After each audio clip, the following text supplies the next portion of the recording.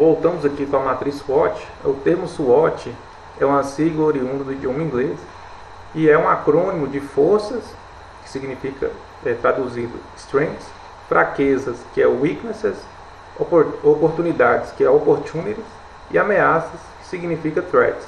Então, a análise fofa do português, ou a análise SWOT, com a sigla em inglês, deve ser feita após as análises do ambiente externo e interno, ou seja, após a listagem das oportunidades e ameaças, forças e fraquezas, e essa análise nos permite visualizar como as forças podem nos auxiliar com as oportunidades e ameaças e o que podemos fazer para mitigar as fraquezas, que são pontos que nós podemos controlar, não é?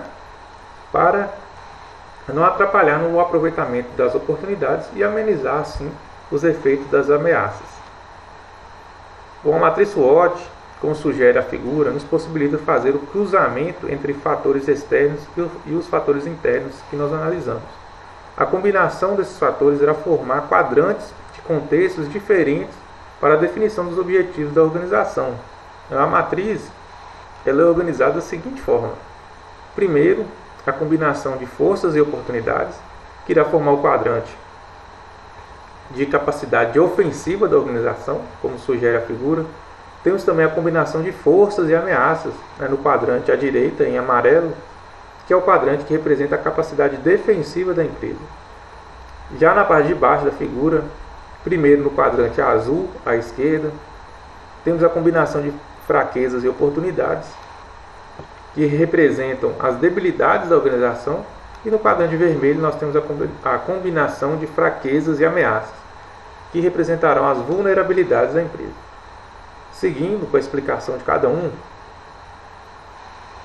o quadrante da capacidade ofensiva, de verde, representa quando uma oportunidade no ambiente encontra um conjunto de pontos fortes na empresa que podem auxiliá-la a tirar o máximo proveito.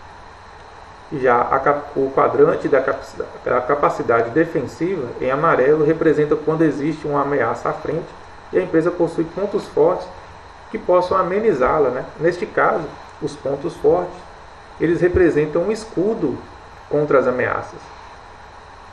Nos quadrantes de baixo da figura, o quadrante de debilidades, o azul, representa quando uma oportunidade no ambiente ela não pode ser aproveitada devido aos seus pontos fracos, Ou seja, também pode ser a falta de pontos fortes, que é um ponto fraco, que impede a empresa de aproveitar a oportunidade. Assim, neste contexto, deve ser pensado meios de mitigar esses pontos fracos e contorná-los para que a oportunidade em vista ela possa ser aproveitada.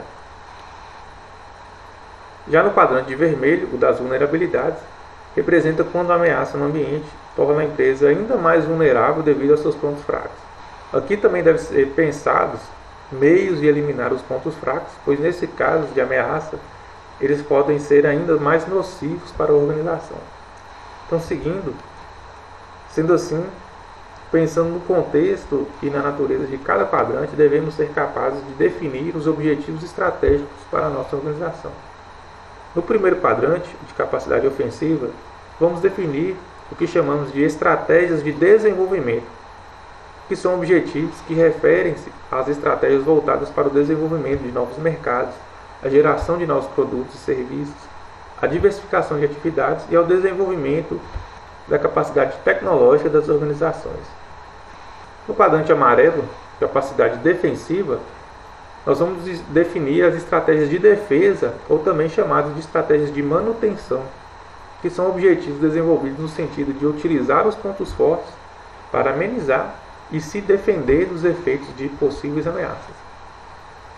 Seguindo no quadrante azul, de debilidades, vamos definir as estratégias de crescimento da empresa, que são objetivos definidos buscando contornar os pontos fracos para conseguir tirar proveito das oportunidades em vista. E por fim, no quadrante vermelho de vulnerabilidades, vamos definir as estratégias de sobrevivência, que são objetivos que devem minimizar as perdas e os impactos negativos que as fraquezas e as ameaças podem causar. Então, refere-se à adoção de medidas que visam a redução de custos, como, por exemplo, corte na conta de água, telefone, corte de salários dos trabalhadores, demissão de colaboradores e outras objetivos e ações que envolvem o corte de gastos.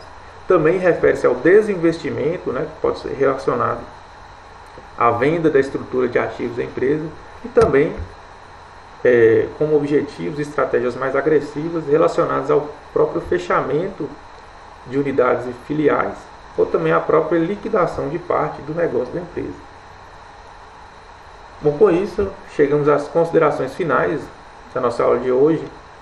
Então, nós entendemos um pouco como pode ser estruturada uma análise interna do ambiente organizacional, que pode partir de uma análise de recursos, capacidades e competências a fim de identificar forças e fraquezas da organização, e vimos também como a análise externa e a análise interna podem ser combinadas com o auxílio da ferramenta de matriz SWOT, que pode nos auxiliar a desenvolver os objetivos estratégicos para a nossa empresa, tendo em vista as oportunidades, ameaças, forças e fraquezas.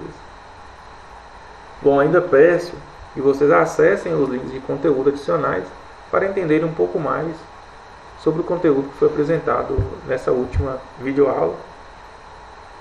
E dessa forma nós finalizamos a nossa última videoaula do conteúdo de administração estratégica. Espero que você tenha contribuído para o entendimento inicial sobre esse assunto e desejo uma boa sorte para vocês ao longo do